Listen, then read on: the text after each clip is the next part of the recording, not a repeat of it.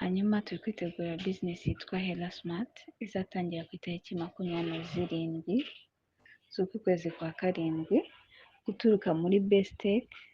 Ino ni kampani nziza imaze imyaka irenga 5 ikora platform nziza zifite activation ziri automatique, kubikuza byihuta kandi batagukase amafaranga namwe. Ni ukuvuga ngo muri ino business amafaranga yose ukoreye urayabikuza akaza kuri mobile money yawe. Ni business ikorera mu bihugu byose byo muri Afurika ndetse no ku isi yose.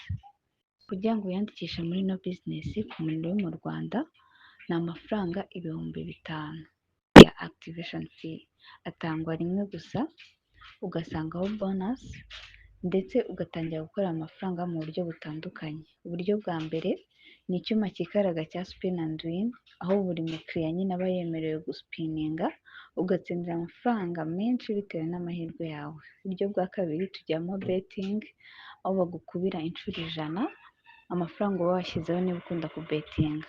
Tugiramo kandi ubundi buryo bwa YouTube earn, aho ureba utuvidewo bakakwishyura bitewe n'utuvidewo warebye, ugafungura amasegonda make hanyuma bakakwishyura. Tukajyamo na TikTok earn, naho bakwishyura bitewe n'utuvidewo warebye, n'utuvidewo ureba kuri site yacu, ukagafungura amasegonda 10 gusa bakakwishyura bitewe n'utuvidewo warebye.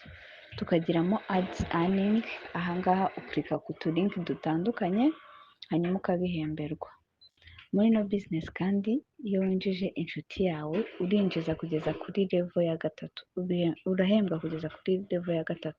Niba winjije umuntu urahembwa, yakinjiza undi ugahembwa, yakinjiza undi nabwo ugahembwa.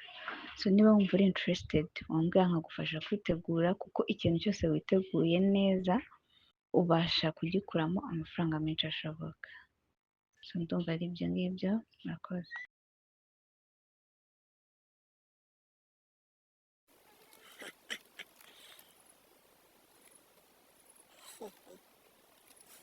Mukanure cyane sha batazabatubura. Bye bye, ciao.